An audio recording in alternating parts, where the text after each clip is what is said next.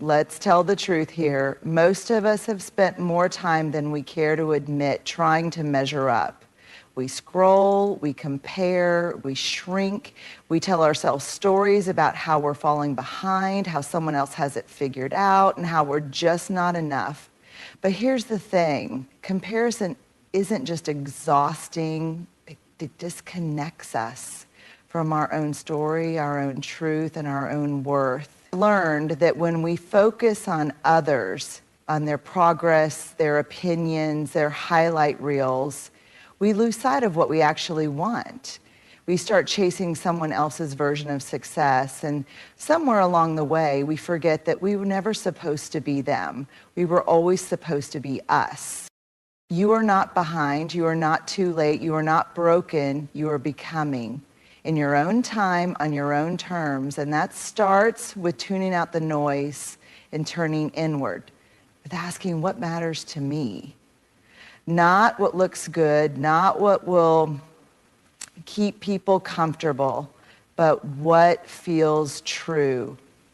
That kind of focus takes courage. It's easier to perform than to be present. It's easier to chase applause than to cultivate peace. But self-focus, real self-focus, is not selfish. It's sacred. It's how we come home to ourselves. When you stop chasing validation, you start building self-trust. And self-trust is the foundation of everything good. Boundaries, resilience, joy, rest, love. We can't create lives that are meaningful if we're constantly outsourcing our worth. Let's pause here and name something we all wrestle with: comparison. It doesn't knock on the door politely. It barges in uninvited, armed with someone else's success, someone else's beauty, someone else's perfectly curated life. And just like that, we start to shrink. Our joy gets quieter. Our confidence becomes shaky. Our own journey, which might have felt beautiful and enough just a moment ago, suddenly feels small and inadequate. Comparison doesn't motivate us, it manipulates us. It convinces us that our worth is conditional, that it depends on where we stand next to someone else, that their light somehow dims ours, that if they're ahead, we must be behind. But that's not truth, that's fear talking. And here's the real cost. Every time we compare ourselves to others, we trade authenticity for approval. We abandon who we are in the hope of becoming who we think we should be. We mute our voices, question our paths, and forget that we're allowed to be a work in progress. We try on lives that don't fit us and wonder why we feel like we're suffocating. Authenticity can't breathe in the presence of constant comparison. It needs room for imperfection, room for individuality, room for honesty. It requires that we show up fully as ourselves, not as a mirror of someone else's highlight reel. When we stop comparing, we begin to return to ourselves. We remember that our story matters, not because it's flashy or flawless, but because it's real, because it's ours. And that's the kind of joy that lasts. Not the kind we get from applause, but the kind that comes from being aligned with who we truly are. So the next time comparison shows up with its clipboard and scoreboard, let's recognize it for what it is: a distraction from our own magic, a thief. And then gently but firmly choose to focus on our own lane, our own pace, our own, because joy lives there. And so does freedom. You're in your own timeline. We live in a world obsessed with timelines. By 25, you should have this. By 30, you should be that. By 40, you better have it all figured out. And if you don't, well, it's easy to feel like you're falling behind in a race you never signed up for. But here's the truth. You are not behind. You're on your own timeline. Life isn't linear, growth isn't predictable, healing doesn't come with a calendar, and joy doesn't only show up for the people who check the boxes on time. It's so easy to look around and feel like you missed something, like you should have gotten there already, like you're late to your own life. But we forget the path we're on isn't broken. It's just ours.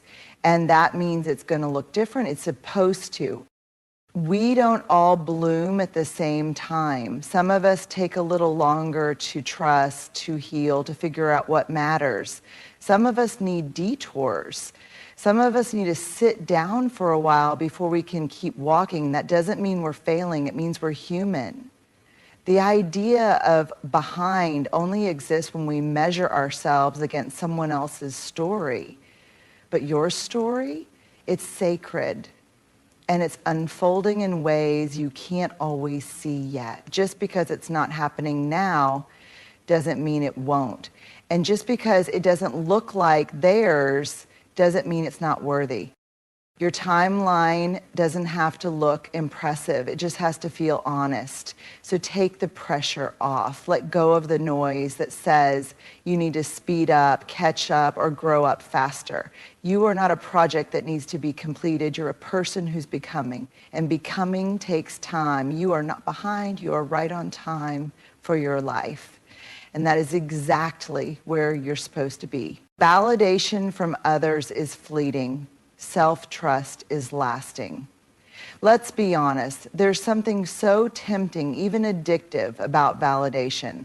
That nod of approval, that like, that compliment, that moment where someone else says, "You're doing great." It lights us up. It makes us feel seen. It feels good, right? But the truth is that feeling doesn't last long.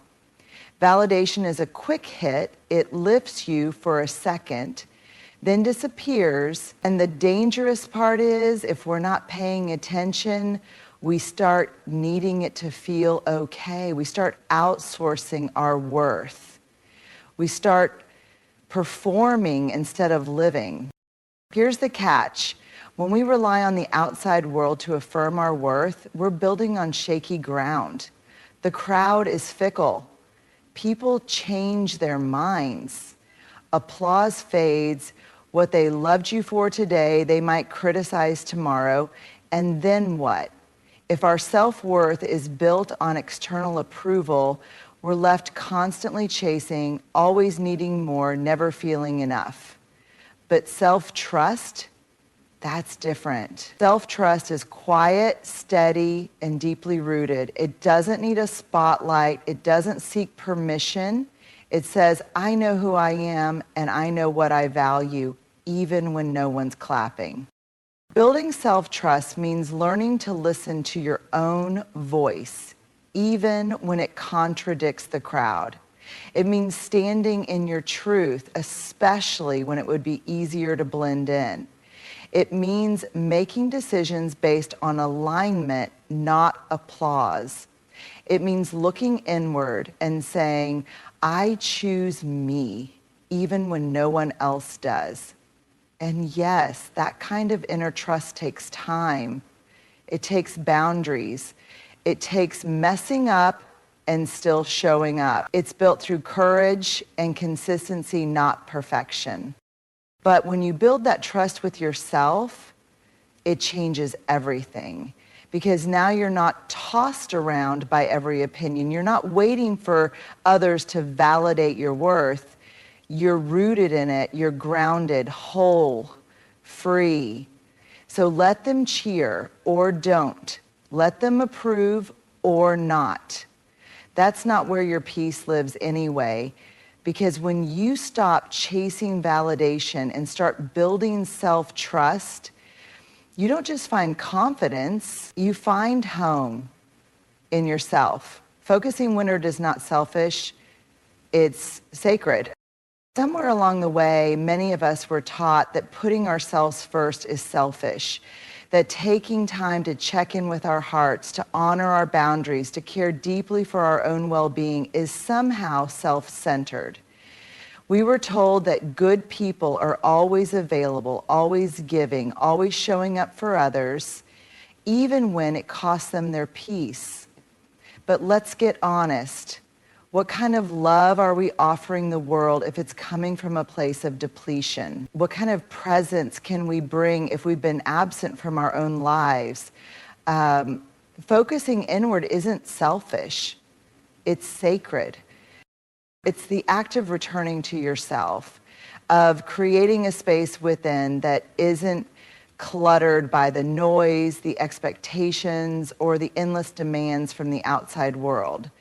It's choosing to listen, not to prove anything to anyone, but to understand what you need, what you believe, and what you want your life to stand for. When we focus inward, we're not turning our backs on others. We're grounding ourselves so we can show up more fully, more honestly, more sustainably. You cannot pour from an empty cup. And you were never meant to be a never-ending source of output. You are a human being, not a human resource.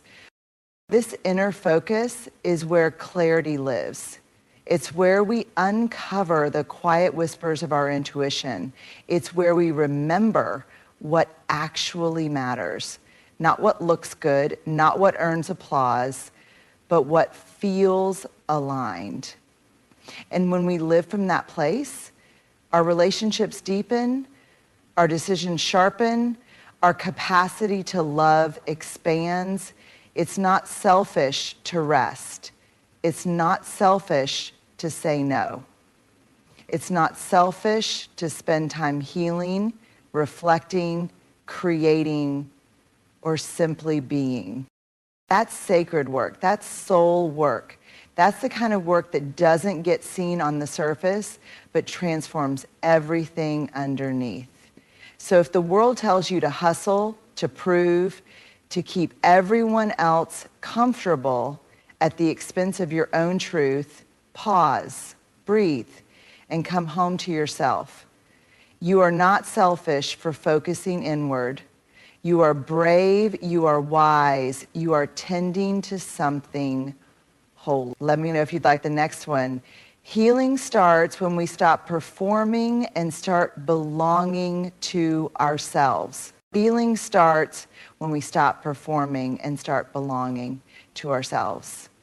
So let's tell the truth. Most of us learned how to perform long before we learned how to be. We learned how to smile when we were breaking inside. We learned how to be agreeable when we wanted to scream. We learned how to play roles, the achiever, the helper, the strong one, the one who has it all together. Performance became survival. It was how we earned love, how we stayed safe, how we avoided rejection. But somewhere along the way, the mask became heavy. The act stopped feeling like protection and started feeling like a prison. And even though the world may have applauded who we pretended to be, deep down we knew something was missing. That's where the healing begins. Healing doesn't start when life gets perfect. Healing begins when we stop performing and start belonging to ourselves. And that's a radical shift. Because belonging to yourself means showing up as you are, not who others want you to be. It means telling the truth, even when it makes people uncomfortable. It means loving the parts of you that we're taught to hide. It's in that brave return to your own heart that things begin to soften. When you stop performing, you stop hustling for worthiness. You start realizing you've been worthy all along. You stop editing yourself for approval and start embracing yourself for truth. You begin to take off the layers of should and supposed to, and what's left underneath isn't lacking, it's liberated. And sure, belonging to yourself is messy. It means making choices that others won't always understand. Means letting go of applause and choosing alignment instead. But it also means peace, it means freedom, it means finally coming home. Because there's nothing more healing than being fully seen and fully loved, first and foremost, by yourself. So if you're tired of performing, if you're exhausted from keeping it all together, hear this. You don't have to earn rest. You don't have to audition for acceptance. You don't have to wear a mask to be loved. You are allowed to belong to yourself fully, unapologetically, tenderly. And that right there is where healing truly begins. Ready for the last one? When we focus on ourselves, we give others permission to do the same. It's easy to fall into the trap of thinking that our actions are isolated, that what we do or don't do only impacts us. But the truth is, we are all deeply connected. Our energy, our choices, our presence, and even our silence ripple out into the world. They influence the spaces we occupy, the people we love, and the lives we touch. And often, without realizing it, we give others the message of how to live by the way we choose to live. So when we focus on ourselves, when we take the time to nurture our hearts, our bodies, and our minds, we're not being selfish. We are, in fact, modeling the kind of self-respect and self-care that others need to see. When we prioritize our needs, we are showing the world that it's okay to do the same. When we focus on ourselves, we give others permission to do the same. Think about it. How many times have you felt guilty for taking a break, for saying no, for carving out time to just be with yourself?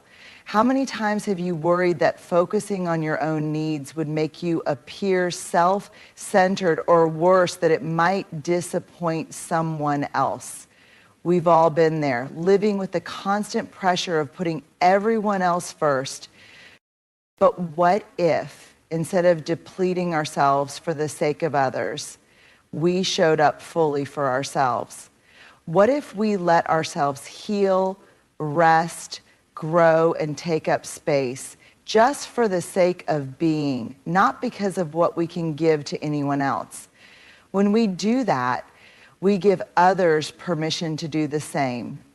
We give them the example of what it looks like to choose yourself, guilt-free, shame-free, and without apology. By prioritizing our own well-being, we create a ripple effect.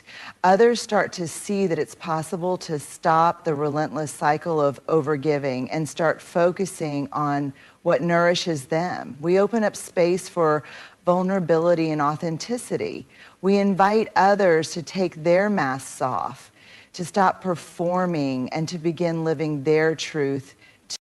And here's the most beautiful part. The more we focus on ourselves, the more we are able to show up for others in a real, grounded way. When we tend to our own needs first, we don't drain ourselves, we fill up. We have more energy, more love, more compassion to give from a place of abundance, not obligation.